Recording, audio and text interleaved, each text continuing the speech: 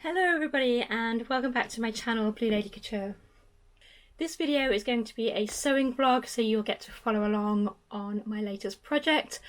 At this stage I'm not sure whether it's going to be a 1 or 2 part, maybe more video, but we'll see how I go. This project consists of quite a lot of different little bits and pieces of projects, so yeah, I've not decided, depending on how much footage I get, as to whether I'm going to split it or not. But yeah, I will let you know. If it says this is part 1, then this is part 1. So I'm going to be working on updating my Regency wardrobe and also Mr BLC's Regency wardrobe, because in a few weeks' time we are heading to the Jane Austen Festival in Bath here in England, and I'm so excited.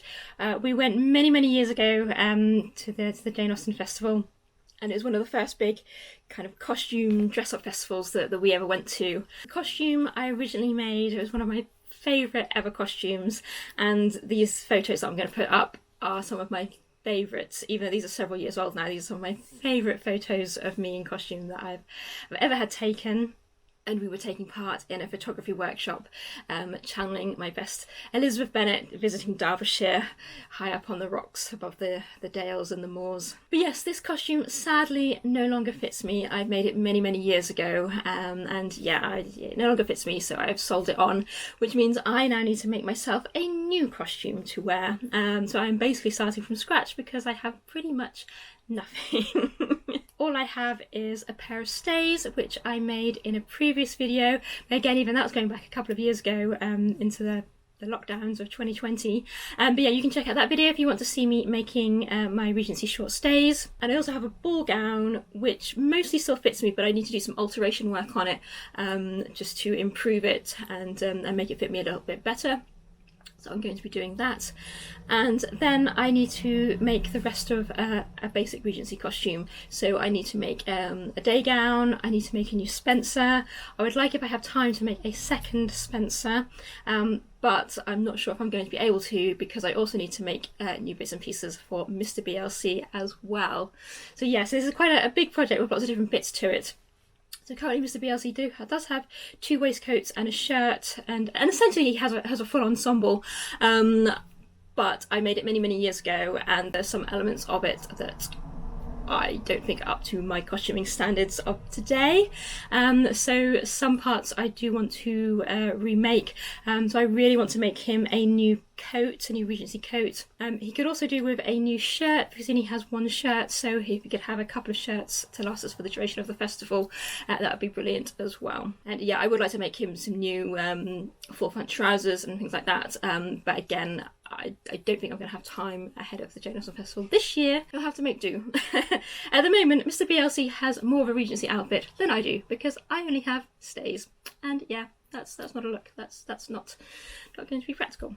So I think what I'm going to do is I'm just going to show you some of the fabrics that I'm going to be using, and then I'm going to crack on, because time is getting away and I need to get sewing to make sure I get everything that I need to get done, made ahead of the festival. These are the fabrics that I'm going to be using for my basic day gown, day ensemble. I've just washed these fabrics. Obviously this is a cotton print fabric, so I've washed it to pre-shrink it before I start working with it. So I apologise if it looks a little bit creased. I've not ironed it yet, it's just come off the airer.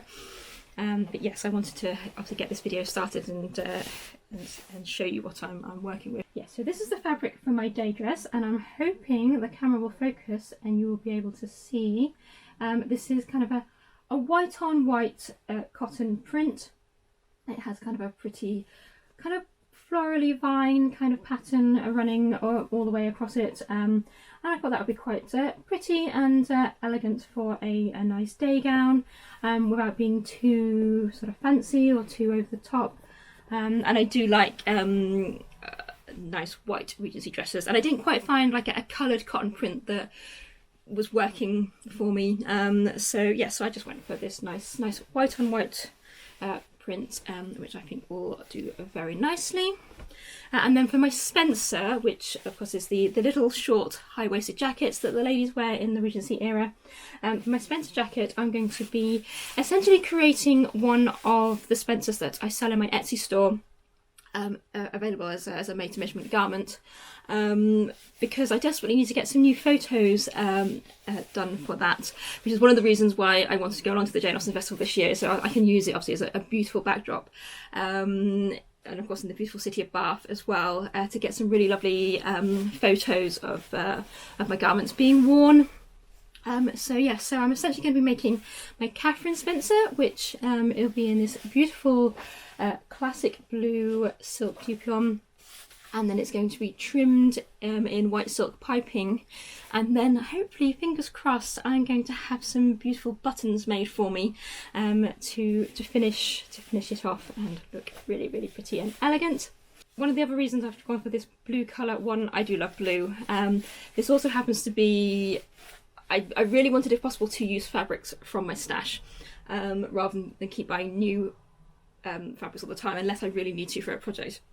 So for the day gown, I didn't have anything particularly in stock, or certainly not enough length or yardage to make a full gown. So yeah, I've had to buy new fabric for that.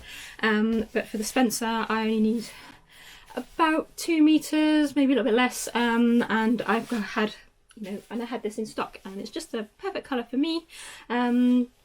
And it will also match my bonnet from my previous costume, which I still have, and will mean I won't need to either completely make or completely retrim my bonnet, which again is just a nice time-saving measure, because there's nothing wrong with my bonnet. It's very pretty and flowery, feathery and ribbony straw bonnet, and yeah, it just means I don't have to spend time kind of retrimming that. Although you never know, I might be in the market for buying a new bonnet when we get to the festival and see all the lovely milliners that are trading there. Could be dangerous. Could be very dangerous, especially if I get my second Spencer made. Then it's even more dangerous and more likely that I will be in the market for buying a new bonnet. So yeah, watch this space. You'll have to watch the vlogs from the festival to find out, because I will be vlogging the festival while we're there as well, and doing an adventure vlog for you. So yeah, make sure you're subscribed to my channel so you can see what we get up to in Bath and see all the beautiful costumes and the beautiful city of Bath, and everybody all dressed up, and it's going to be amazing. I'm so excited. Can you tell? Yeah, so anyway, so that's my basic plans for my outfit. So for Mr BLC, as I said, he actually has most of an entire, in fact, almost has 2 entire outfits that he can wear over the course of the weekend.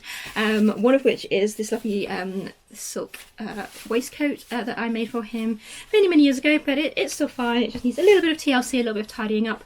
But yeah, it's in this beautiful blue fabric, so I wanted to make him a new coat that would work with that. So I have decided I'm going to make him a new coat out of this beautiful, it's called Egyptian blue. It's a beautiful blue wool suiting fabric, and I think that is going to look really stunning. It's actually looking a lot brighter on camera than it is in real life. It's a bit sort of more mellow in real life, and I think that's going to look very smart. And then he has grey full front trousers to go with it as well.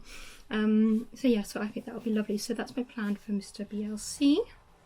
You can also see under there there's a green silk waistcoat as well, and I think what we're going to do is I'm going to utilise some of the pieces from his Ichabod Crane costume that I made for him last year.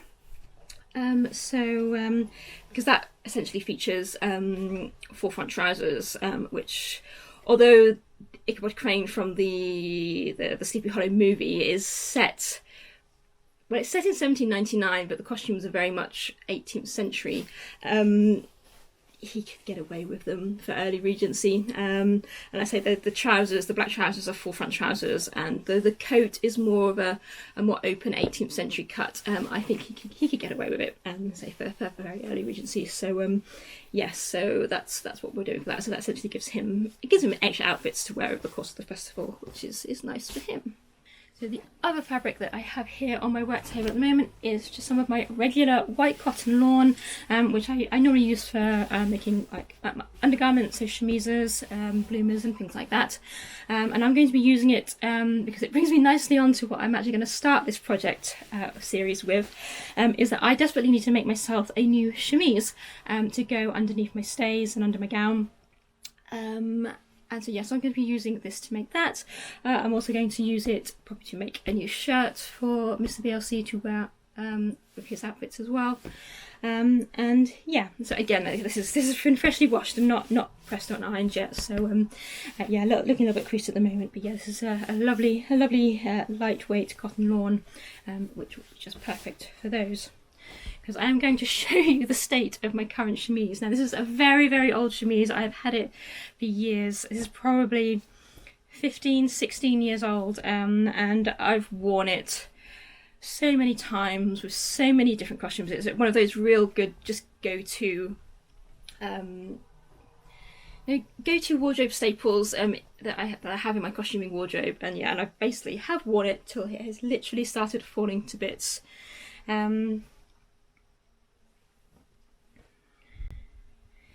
So it's got to the point where the fabric is basically giving up on me, and you can see if you look under there where I've had to try to sort of darn and repair it where the fabric has pulled from out of the stitching, and then on the other side it's done the same thing, but you can see even though I've kind of stitched it and tried to stabilize it, the fabric is still just tearing and just starting to come apart.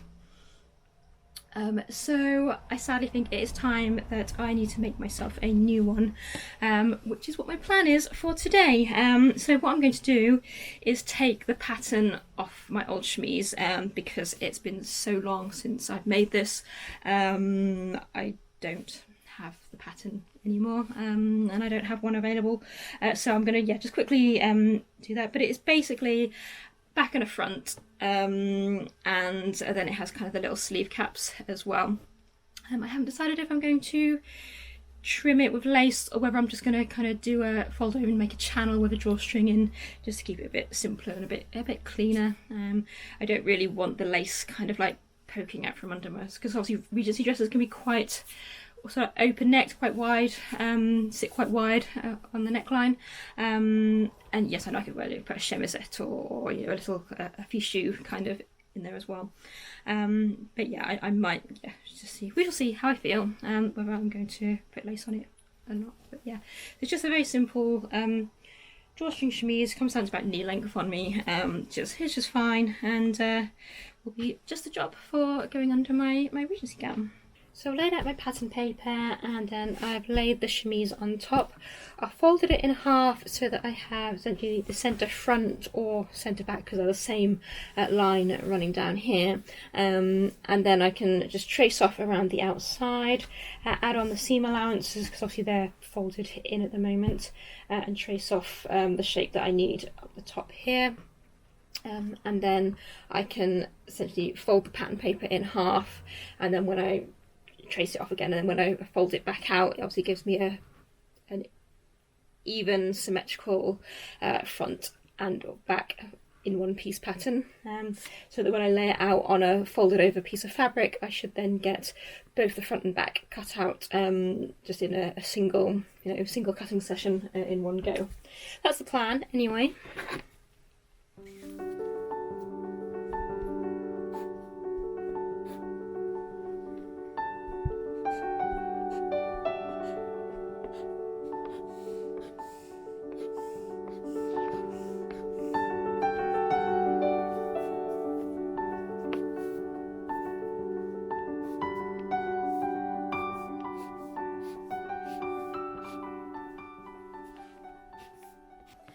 So the sleeve shoulder seam is basically cut on the raglan sleeve. So this is the underarm point down here, and if this was a full bodice, or garment that went sort of right up to the neckline, this seam line would extend right up to the neckline point up here.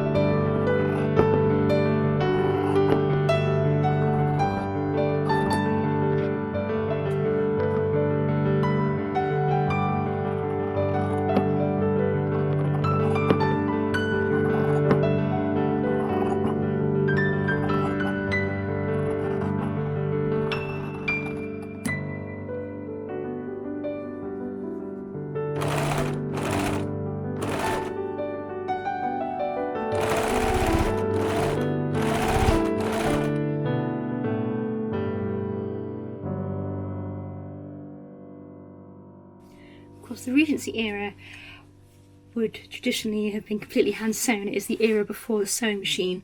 However, I am not going to be completely hand sewing my Regency wardrobe. I will be using machines, and I will be using the overlocker to do some of the edge finishes on the inside as well. I'll probably do some hand finishing on the outside of garments, just to give a slightly more authentic appearance outwardly. But yeah, this is, I do machine sewing, not hand sewing. So, chemise update. Sorry, this is bright white, so it's probably gonna really like wash out the camera, so I do apologise for that. I hope it doesn't glare you too much, but yeah, this is the chemise so far. So I've got back and front panels, and I have the sleeve pieces attached on each side as well. I did have to just piece a little tiny bit because the fabric wasn't quite wide enough to fit the pattern across it in one go without wasting a lot of fabric, so I just did that very period thing of just piecing these little tiny triangles just in the sides, just so I didn't lose anything on the fullness and the width of the hem. So for the hem around the bottom and just the bottom edge of the sleeve, I'm just going to do a very simple double turned over hem. I'll press it over with the iron, and then I'll go around again and press it over again.